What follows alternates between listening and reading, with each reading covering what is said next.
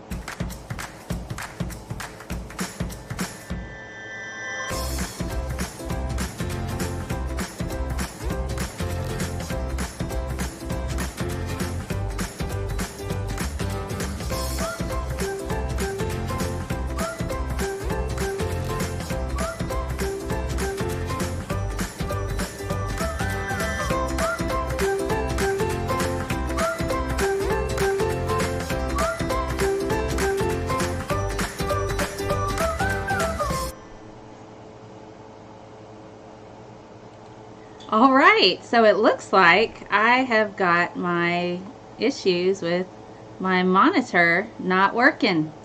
Isn't that great? Isn't that lovely to have that happen? So it seems like my monitor does not want to work.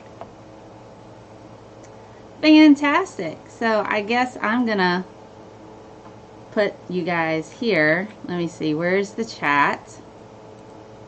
That's not there, not there. I don't know what the heck is going on. There you guys go.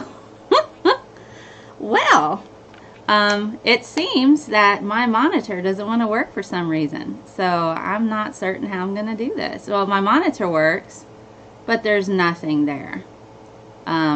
So let me see if I can do that. Okay, let's see if this works. Nope.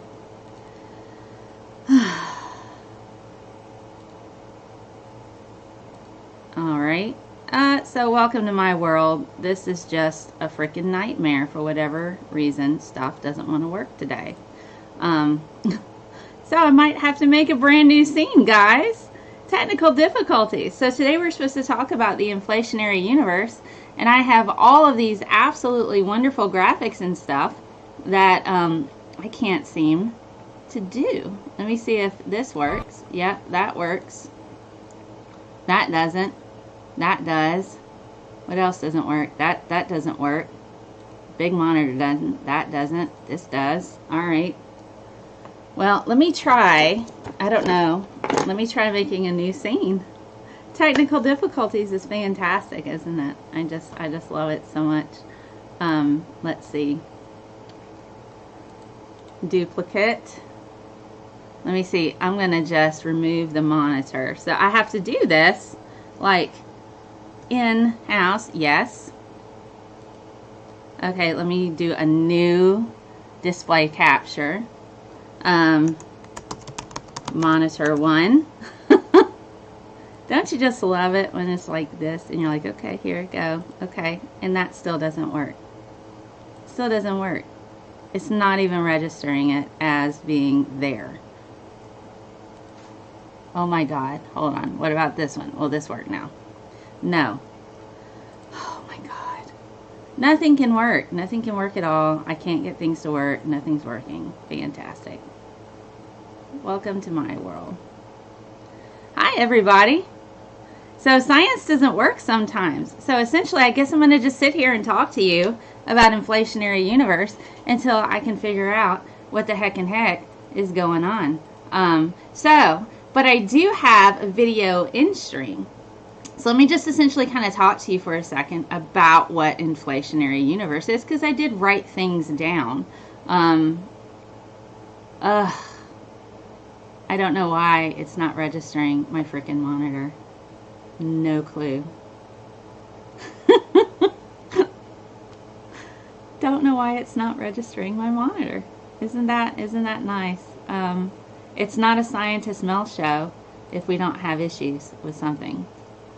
The defaults. Nope. Okay, let's see, does that work? Okay, what about this? Okay. I have no way and absolutely no idea how to fix this right now. I have all these cool graphics and stuff and I can't show them to you because OBS is like, yeah, you don't have a monitor. You don't have a monitor at all. We're lying to you. Hello, everyone. Let me see if I can add something new.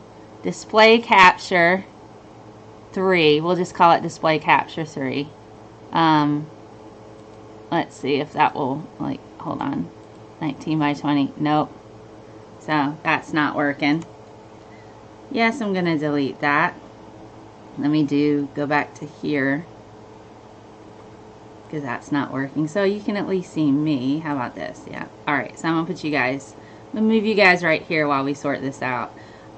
So let's see. What's another thing? Is there any image slideshow? No. Audio output? No. Media source? No. There's just window capture. Create new window capture. Okay. Let's see. Window. Let's see. Default lock screen. Does it PowerPoint slide? Yes. There we go. Okay. How about this? Let's see. I think I fixed it. I think I can do this. Fit to screen. Alright, so let's go down here. Alright. I think this might work, but you're going to see all this ugliness at the bottom there. Hold on. Why is it doing that? Alright, anywho. Oh my God. I don't know why you can see this bottom bar now. Can I hide this? Hide the bar. Taskbar settings. Oh my God. This should not be this hard to science, guys. Well, no, yeah, this is exactly what science is like. Hide, automatically hide desk bar. Okay. Okay. There we go. Why is it still showing that? That's what I don't understand. Okay, anywho, let's get the chat back up here. There we go. All right. I think I can, this is a temporary fix, clearly. But hey, at least this is working now. So, how are you guys doing? What's up? Okay, so we're talking about Inflationary Universe. Finally! Oh my God, finally. So now I've got this up. All right. What just happened? Why isn't it fixing this? It's just literally screenshotting. All right. Okay. It's still just screenshotting. Monitor. Okay. Is the big monitor back? No, still like here. Let me delete window capture. I thought it had it for a second, and then no, it's not. Fantastic. So I guess I'm going to be just doing this. Yeah, man, it's like for real. My pain is just, I don't want to lock screen. Why does it still have that? It's still like the old stuff. It's not even, okay. Yeah, whatever. So, it's not working. I can't get this thing to work. I can't get stuff to work. And on top of that, my freaking computer that Andy built for me is in pieces. So there you go. I've had to take the computer apart. So I've tried everything at this point, short of just restarting OBS. I'm already late. So instead of having all my fancy graphics that I wanted to give to you, I'll just explain Inflationary Universe for you. So what are we going to talk about today? Besides me really not wanting to rip my hair out from stuff not working, because I've spent a lot of time on this. All right, and yeah, you know, there was much rejoicing for a second, and then, you know, stuff and things happened. So there you go. I'm trying to just, okay, it's fine. It's fine. It's fine. It's all fine. So let's just get on with it. So what are we talking about when we're discussing Inflationary Universe? All right, so what we're going to cover today is what it is. We're going to talk about how it works, what are the issues involved, and if there's any criticisms associated with it. All right, so essentially, when we're talking about Inflationary Universe, it was developed by different scientists or physicists. We have Alan Guth, Andre Lindy, Paul Steinhardt, and Andy Albrecht. Yeah, I could probably cover this again. What I might do is a ScientistMel short with the graphics, but I can interact with you here. So I will make this video, record it as a ScientistMel short, so you can see all of the different images and stuff. The video works, so I'll show you the video of Alan Guth on what he had to say about Inflationary Universe, and I'll just break down the different components to you. I just won't have my really nice pictures that I'm so used to having now. I guess we could go back to the days where I sat here, noise, and held up papers. You guys, some of you may not remember those days when I sat here and held up papers, describing things. That was the early days of ScientistMel shows, sitting here holding up papers. And then I got better, and then my computer decided to just ignore everything. So there you go. So anyway, the breakdown. I mentioned it was developed primarily by Alan Guth, Andre Lindy, Paul Steinhardt, and Andy Albrecht. It solves some of the issues associated with the Big Bang Theory, and it proposes rapid exponential expansion prior to the Big Bang. So what we're talking about when we're discussing this, for this particular talk, I'm pulling a lot of information from the WMAP NASA website. Now, WMAP stands for the Wilkinson Microwave Anisotropy Probe. All right, so you can go on WMAP NASA website and see all of this information as well. Now, many people have heard about the Big Bang Theory. I have way too much energy. I need to get you on better drugs, or we'll reach the tech singularity way too soon. It's called iced coffee, friend. So many people have heard about the Big Bang Theory. It's exceedingly successful in that it effectively explains all of the black body spectrum of the cosmic microwave background radiation and the origin of light elements. Now, if you're curious about the Big Bang, I have done a video just on that with graphics and pictures, unlike today, because technology hates me for some freaking reason. If I'm going to break something, it's usually gloriously when it comes to technology. I don't just simply break something. With me, technology, it's like massive breakage, like the freaking UPS and the computer that's in parts right now that I'm going to try to fix this weekend. That Andy sent me. Thank you, Andy. Anyway, so if you're curious about the Big Bang, I will put a link to that video in my description with full graphics and everything. Now, something people need to remember about theories. Theories explain why a thing that is observed happens. Now, a theory is developed after extensive experimentation. Now, in some cases, we have mathematical theories and theories that explain things that were not really explainable based on evidence that we see within the universe. Now, theories can shift with new information. Though the Big Bang is very strong in evidence and successful in its explanation of the origin of the universe, it still has 3 significant problems. What do you guys think those problems are? Because there's loads of them. No, there's not. There's just 3. There's just 3 problems. Let me see. Has it decided to register? Nope, still not registering. Fan-freaking-tastic. We don't need no stinking graphics. I can be, like, engaging. Alright, so there's 3 different problems that the Big Bang Theory does not address. Well, yes. So there's 3 big problems. There's a flatness problem, horizon problem, and monopole problem. So what do we mean by these flatness, horizon, and monopole? Well, essentially, these particular issues show that what we have observed in the universe, particularly with WMAP, that Wilkinson microwave anisotropy probe, that work has shown that the geometry of the universe is nearly flat.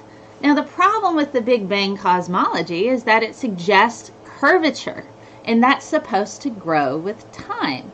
Now, with how flat the universe is as we see it today, extreme fine-tuning of conditions in the early days of the universe would have to have happened. Now, this is, of course, an unbelievable coincidence. Now, the horizon problem. There are parts of space, essentially regions of space, that are so far apart and in completely opposite directions that according to the Big Bang, they would have never been able to be in contact or interact with each other, even in the early days. We know this because the time it would have taken for light to travel between them it exceeds the age of the universe. However, the uniformity of the cosmic microwave background temperature suggests that these regions must have been in contact with each other in those early days. So, even though it takes forever for light to get to each particular section of those regions, they still have that same background temperature. So, they had to have interacted. The monopole problem. Hey, Bullionator, I hear it's your birthday today. Happy birthday. The monopole problem. We have not observed magnetic monopoles at all. We don't see them. And to be fair, we haven't seen gravitons either. Gravitons are quantum particles that we have come up with in order to explain gravity. But we also, we had predicted the Higgs boson before we were actually able to see it. So keep in mind that we can have things in theories that predict the existence of things, and in turn these things actually end up existing once we see and develop instrumentation to find it. And I'm going to talk a bit more about that in a second. Now, the monopole problem. We haven't seen monopoles, magnetic monopoles. Now, this suggests, since we haven't seen them yet, and we haven't detected them yet, this suggests that they're extremely rare. So, in Big Bang cosmology, this suggests, it actually suggests that copious amounts of heavy, stable magnetic monopoles should have been produced during those early stages of the universe. Now, since we've yet to observe these, this poses a bit of a problem, because if it's hard to see, but then it could be exceedingly rare. Hello everyone, thank you for being here, even though this isn't a particularly exciting version of my show because I am unable to get OBS. Suddenly has decided to be a brat and does not want to recognize my monitor. And rather than go through and try to shut down again and sort that, I'm just going to talk to you about Inflationary Universe. Lucky you. Less pictures. The educator in me is screaming right now. You have no idea. Anyway, inflationary theory. This offers solutions to the problems with Big Bang. Now, it essentially suggests a period of extremely rapid and exponential expansion of the universe happened prior to the steady Big Bang expansion. Now, during this time of rapid expansion, the energy density of the universe was dominated by something called the cosmological constant. Now, it's important to note that this is not the same as the Hubble constant. This constant was developed initially by Einstein to mathematically fix the issues associated with general relativity. Einstein suggested that the universe has got to expand and contract. Now, originally when the cosmological constant came out, that was meant to kind of fix it, and he regretted coming up with that. But other astrophysicists and astrotheorists essentially have said, let's bring that back. So now it's a term that describes a type of vacuum energy that later decayed to generate all of this matter and radiation filling the universe as we see it today. Mark Caesar's working out on the exercise bike. You go, dude. I still have to get my 3rd day in for my exercise this week. My legs have been on fire from the 2 frickin' days I worked out. That's how not as fit I am right now with all this. So, whatever.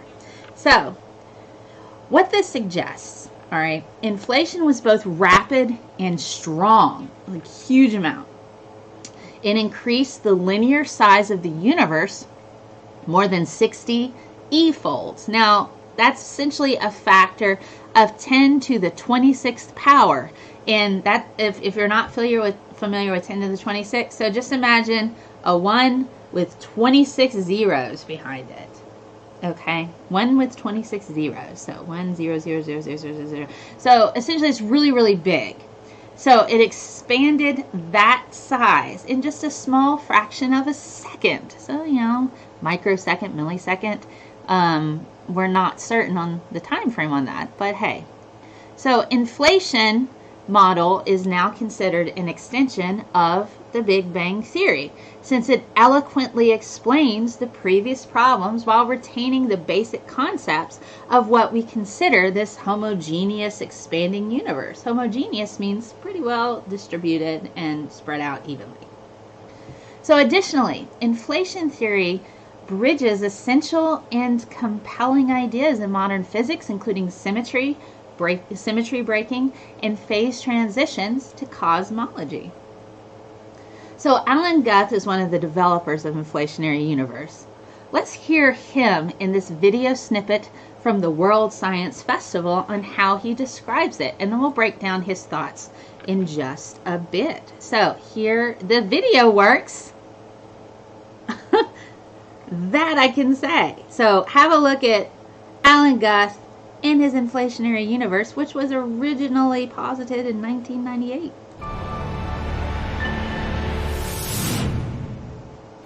Inflation is a prequel to the conventional Big Bang picture.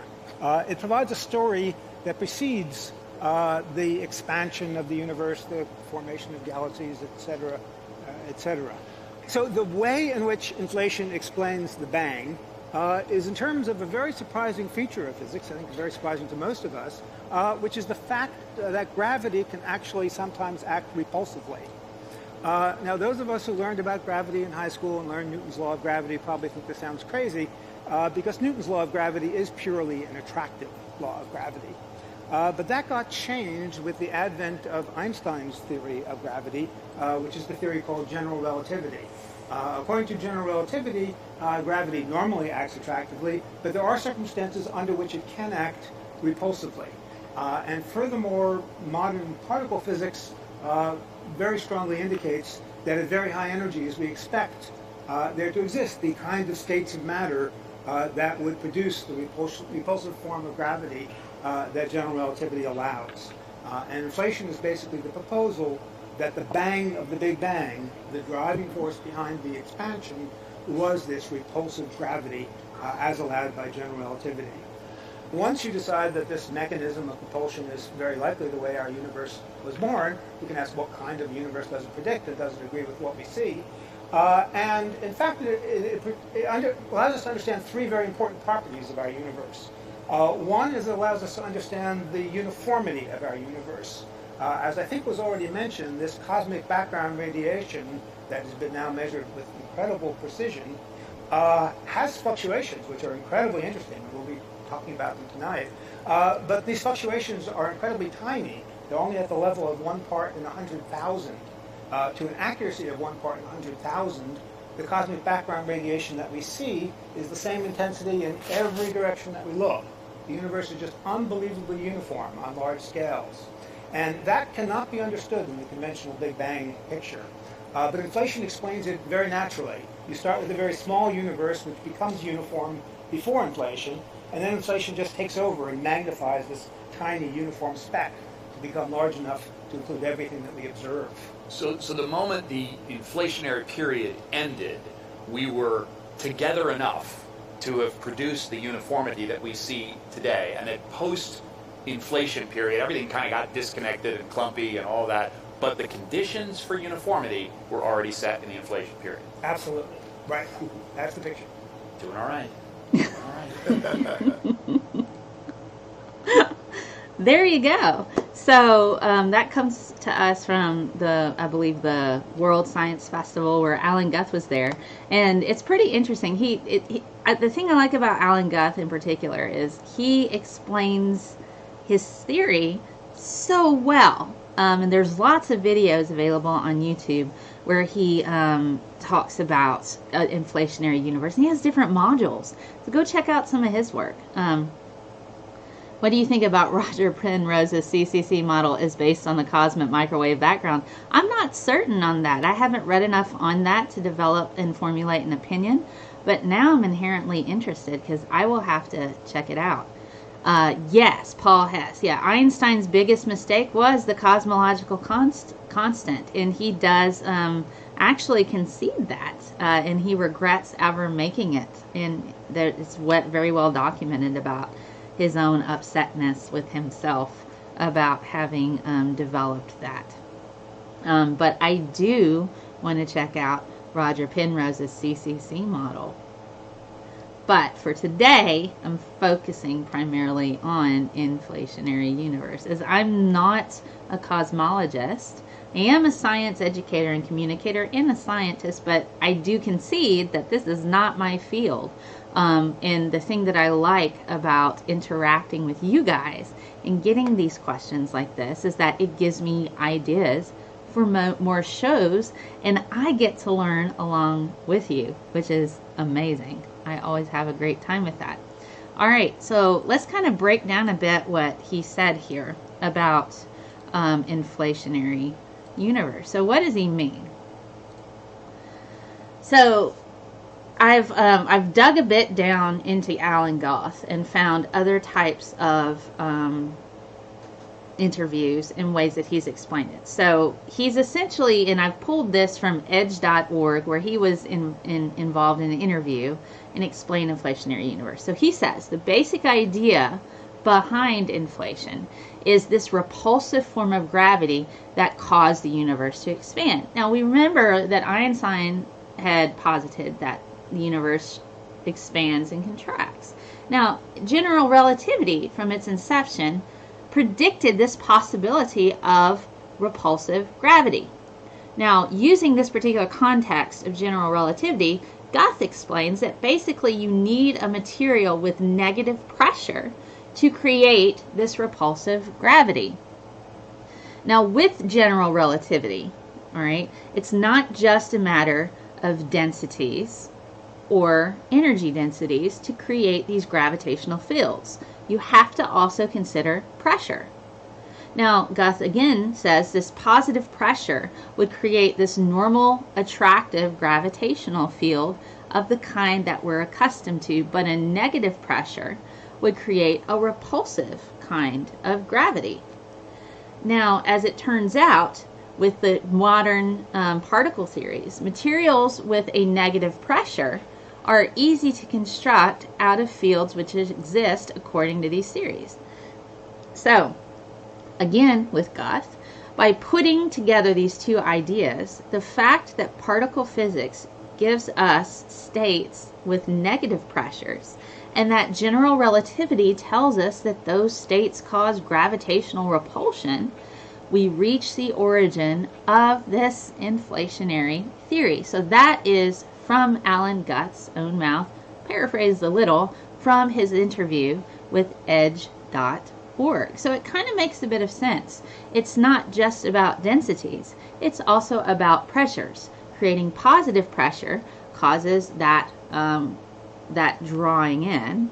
That negative pressure causes the repulsion. They're able to see this within particle physics and generate these types of fields. And so when you can add those two together, this is kind of where Inflationary Universe was kind of derived. So the timeline for that. All right, so the thing that makes Inflationary Universe pretty awesome is not only does it handle some of the issues, and we'll talk about the issues associated with the Big Bang, but it also helps explain the origin of the structure in the universe. Would that then describe dark energy? Possibly. That could describe dark energy as well. And if you're curious about that, I have done videos. I think I have done I've done a video on relativity.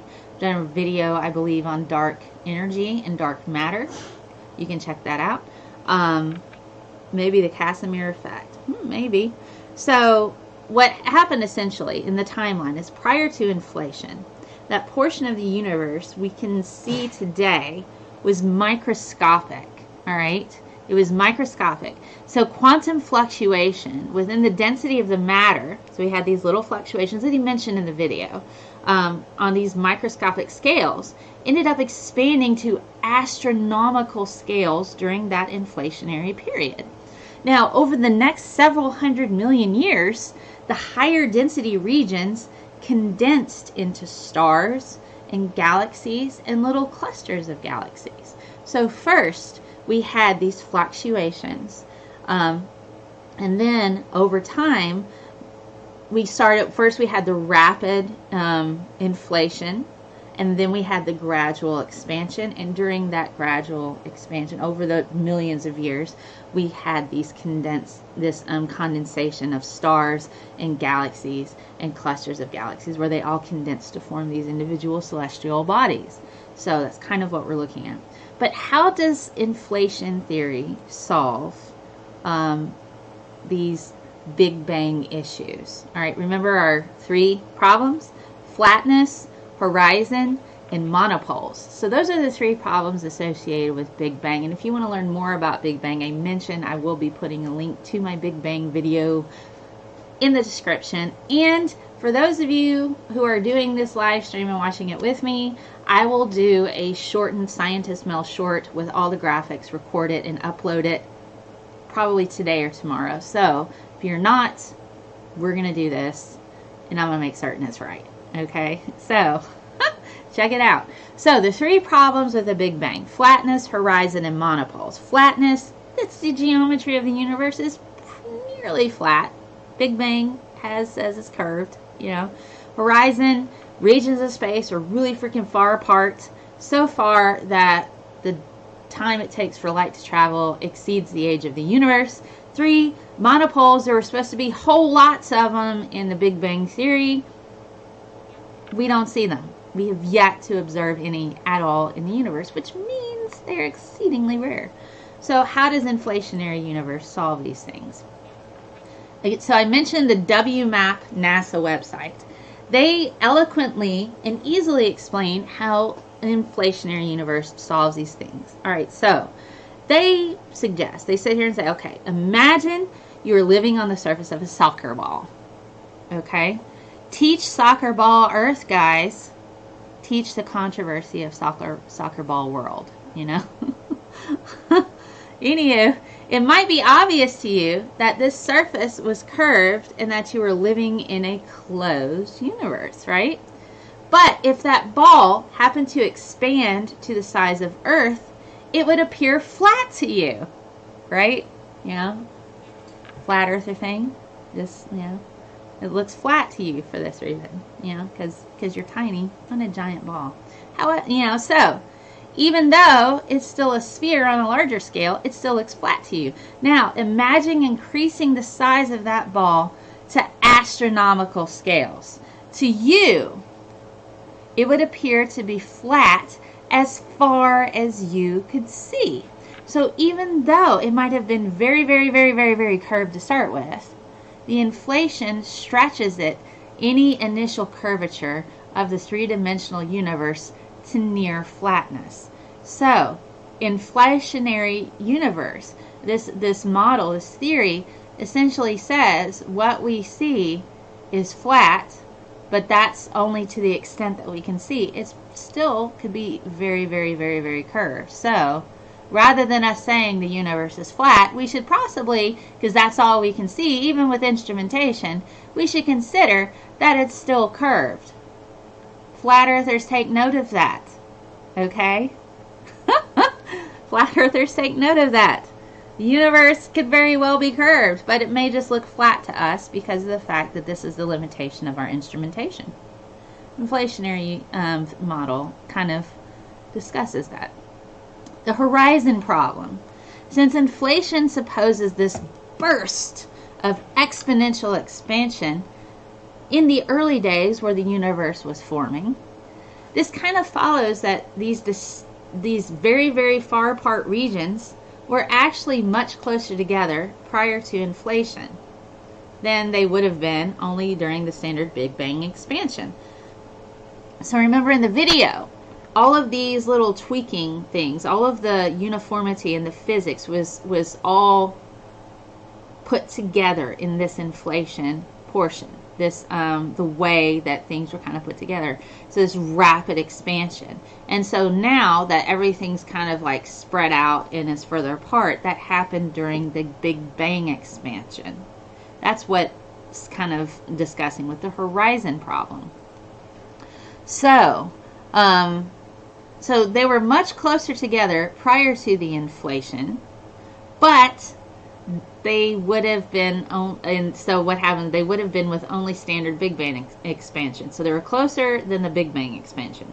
Now these particular reasons could have been in casual contact or interacting with each other prior to inflation, which would allow them to have this uniform temperature. So this uniformity that we see throughout the universe, with the same amount of radiation, the same temperatures, things like that. Inflation theory kind of allows this interaction to happen prior to the Big Bang expansion. Flat space society. You know what? There's probably flat space society amongst scientists. You never know. But you got to consider, you know, just because the universe looks flat, it could be curved. We are limited by our instrumentation. That's why we need theoretical physicists to come in and say, okay, well, let's think about this. What do we see with the movement of the universe? What do we see? What's the evidence? Okay, you know, and this is why physicists are inherently important. And I'll get into a bit more about that in a second, especially when it comes to mathematical models. All right, the monopole problem. Inflation allows for these magnetic monopoles to exist, and there were supposed to be a whole lot of them in the beginning, but as long as they were produced prior to the period of inflation. All right, so if these magnetic monopoles happened, they happened prior to the inflation portion of the origin of the universe. Now, during the rapid expansion, that really extremely rapid expansion, the density of these monopoles kind of dropped exponentially. So as this expansion started to happen in inflationary portion, in the inflation portion, The density, density is the amount of stuff in a smaller area. The density also dropped exponentially. And so there may have been a set number of magnetic monopoles that were generated prior to the inflation. Once the inflation happened, they were spread out so far that their abundance drops to undetectable levels. So inflationary theory says we can't find them because they are spread out so far we can't detect them. They started out whole lot in one little space, but once it inflated and started spreading out, and then the Big Bang expansion took over, we can't see them now, But that's kind of one of the things. Just because we can't see it doesn't necessarily mean it doesn't exist. But if we have all this other evidence to suggest that it exists, then it probably exists. That's one of those things. If you're curious about, and I've seen this a lot on the internet lately, the prove it doesn't exist argument. I have an article that I wrote that I've been told reads a lot like Douglas Adams. It's The Invisible Giants in the Magic 8-Ball World. Check it out. The difference between just coming up with ideas versus generating theories is that theories are based on evidence, actual evidence that we observe, but they explain why they're there. So I discussed that earlier. Theories explain why a particular thing has happened. We have our evidence. We have the background microwave radiation. We have these consistent temperatures. We have all of this. And a theory explains how it is or why it is that it's there, right? Okay, so people conflate theory with hypothesis. Theory explains why the facts happen the way, they explain why it's there. Facts are facts, evidence is evidence. A theory explains and is based on empirical experimentation. Isotopic abundance and decay physics made simple. Essentially, yes. The Parker Solar Probe does not measure opinions. Richard Wood.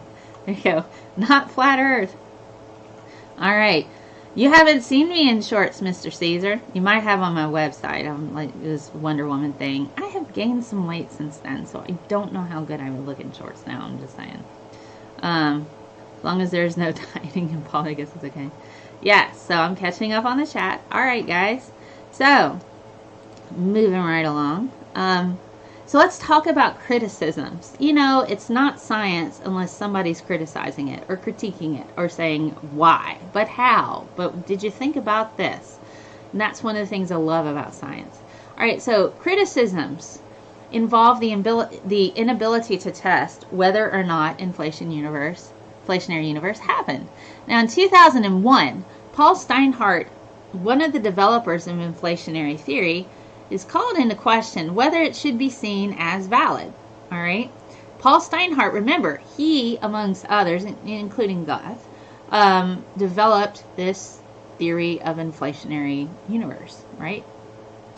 Well, in a recent article with Scientific American, Paul, along with Anna Aegis and Avi Loeb, criticized cosmologists who take this at face value. They're pretty brutal. This is what they have to say about that.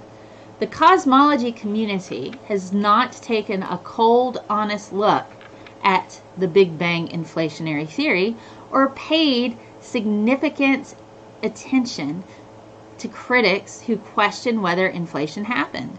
Rather, cosmologists appear to accept at face value the proponents' assertion that we must believe the inflationary theory because it offers the only simple explanation of the observed features of the universe. They then further say, inflationary cosmology, as we currently understand it, cannot be evaluated using the scientific method. But, to be fair, there are some theories where, and I have to say, that just honestly, this is the thing that I love about science.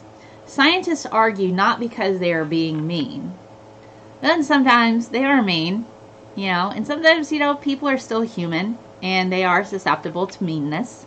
That aside, most of the time, it's because they constantly question everything. Now, to be fair to Guth, many theories have explained things to a mathematical T that were not empirically shown to be correct until instrumentation allowed us an eye to observe it. We knew atoms existed, atomic theory, cell theory. So I'm going to just take you down this road for a second. Cell theory was finally developed once they were able to observe cells, but they knew that larger things were made up of smaller things. Even atomic theory took this idea that larger things were made up of smaller things, all the way back to early philosophy days. The early development of atomic theory. They had this idea that people were made up of people atoms. Cheese was made of cheese atoms. So, even though it hadn't been empirically proven to be true through observation, it did not mean it was necessarily incorrect. We still had evidence that we could build large things from small things. But that's the thing. There's evidence there to support these theories, and they started early on. So just because a theory receives criticism, number one, doesn't mean it's incorrect. Number two, it's based on evidence that we see. So even though there's criticism of inflationary theory, it's still based on valid concepts and valid evidence that we have proven to exist. It's an explanation as to why it's there and happened in this way. You could apply the same thing to evolution. Yeah, we weren't there. Nobody empirically wrote down everything that happened throughout the stages of evolution with compelling data from the beginning, because science didn't exist at the beginning of the universe and the beginning of life. But we still have overwhelming amount of evidence to support this idea that evolution by natural selection is why we see things change over time. So it's important to keep that in mind. Theories explain why we see things as they are, and it is based on empirical data and things that are observed within the universe.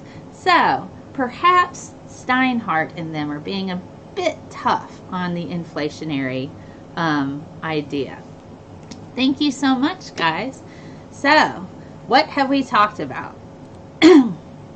We have talked about inflationary universe, what it is, how it works. What are the issues associated with the Big Bang that inflationary universe kind of sorts out for us? And what are the criticisms associated with it? Also, as a reminder, Einstein mathematically proved the existence of atoms before we could observe it. So take that to the bank with you. Take that and cash it. So when you sit there and you knock people who are physicists, who have wonderful minds, working out how it is that the universe happened the way that it did, they're taking into consideration all the issues, all of the data, all of the information that's empirical, and they're throwing it together and trying to show how it exists mathematically. So, So, who am I talking to, says Carl. I'm talking to you guys. We're learning about stuff. So essentially, let's see, the breakdown. Inflationary Universe was developed by Alan Guth, Andre Lindy, Paul Steinhardt, and Andy Albrecht. Essentially, Inflationary Universe solves issues with the Big Bang Theory. Now, this particular theory proposes rapid exponential expansion prior to Big Bang expansion. But it kind of solves a lot of the three main issues. Remember, the three issues with Big Bang was horizon problem, flat universe, and magnetic monopoles. So, there you go. So I'm going to take a moment and kind of discuss my sources because I can't show them to you because my monitor is not being registered by OBS, but fear not, I will re-record this properly and post it as my ScientistMel shorts, where we stick to just the information. Should be about a 15-minute video. So if you enjoyed the live stream, you can go back and see the other short with graphics, because this is a pain in the butt and I'm really mad, and I'm going to work on this computer Andy sent me on Sunday, and hopefully I can get it running. He's going to walk me through it because it was his build and I just took it apart yesterday, but it was per his instructions. Thank you, Andy.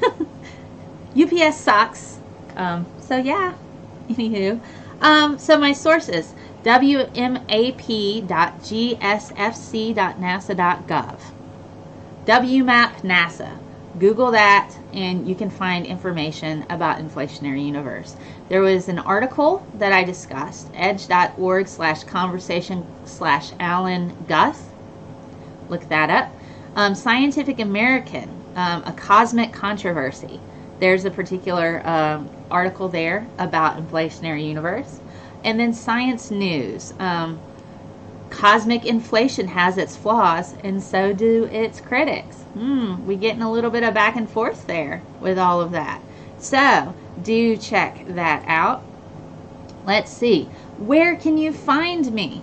You can find me on ScientistMel.com. That is my website. I'm constantly updating it with new information. I will be putting all of these slides. Oh, yay, Bullionator. Yes, I will hit you up on Discord and everywhere for help, because I always welcome help, because it's just me who does this. So I rely heavily on the kindness of strangers, which brings in others, not strangers. I don't want to use that term. That's associated with so much negativity. I rely highly on, I rely heavily on the kindness of others, just in general, whether I know them personally or not. And people can support me on my Patreon, patreon.com/ScientistMel. I'm writing a book on cognitive bias, and my patrons get to have exclusive look into that. So that book will be about all of the different, the 20 main cognitive biases that affect us, how it affects our decision making, where we see it pretty much everywhere, how can you use it to help you, but not allow it to be harmful to others and let it run unchecked. I'm on Periscope. Some of you viewers have been on Periscope. I'm also on youtube.com/ScientistMel.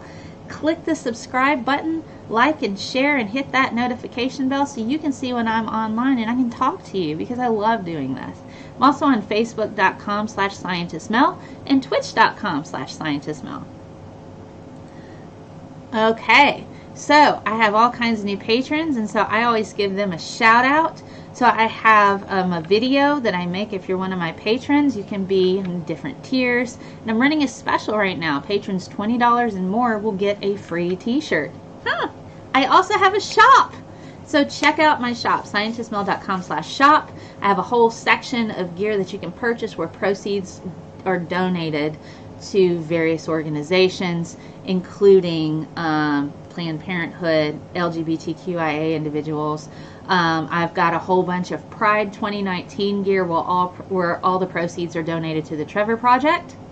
And I have a video on my channel, on my YouTube channel. You can check out about that and get more information about the Trevor Project, which is an amazing organization in general. I'm also donating funds to the Anxiety and Depression Association of America to help individuals who suffer from mental illness. I have anxiety, so I know what that's like. So that's all of the different things that I do. And so please do check it out. I am everywhere on the internet. Just Google ScientistMel and you'll find me. If you have questions, leave questions in the comments. You know, message me on Twitter. Use my hashtag HeyScientistMel, because on any given day I will have about 200 mentions. Average on a day is about 200 ats. You can also direct message me. That's available. And I'm here for you. So if you have questions, please, please, please do not be afraid to ask me. This has been an amazing talk.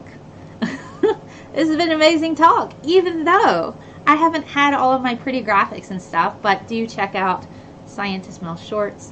I will be posting a video just on that. So, thank you guys for being here. This has been amazing, and I'm very, very sorry about the technical difficulties I was having today. Grin and bear it. Suck it up, Buttercup.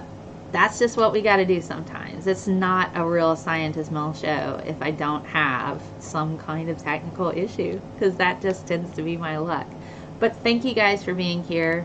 I'm going to show my patron video and the cam girl for science thing. That was a fun, that's actually a running joke, because somebody insinuated I'm a cam girl. Well, I am, for science. Huh. Thank you so much for being here, and I'm so glad you guys are here. You always make each day special for me. You know how? By just your being you. And I'll see you guys next Thursday. I should have another episode of This Week in BS. And next Saturday, I'm not certain what the topic is. Yes, Periscope. Mods. I don't know that Periscope has mods, but that's okay. I'm not worried so much about that. But, you know, you guys are awesome. And I appreciate the unrelenting support that I get from you amazing individuals. So, Patreon video, Cam Girl for Science, and then we're out, right? I will see you guys soon. Send me messages on Twitter and stuff. I'm doing a mailbag, little short video with my animojis, so I can post your message on that. I will see you next time. Have a great Saturday, and I'll be on the Geek Room in about an hour. So if you didn't get enough of me here, go hop over to the Geek Room, and I'll be on their Let's Riff episodes. So that'll be fun. Have a great Saturday, guys. I will see you soon. Bye. If I can find my video.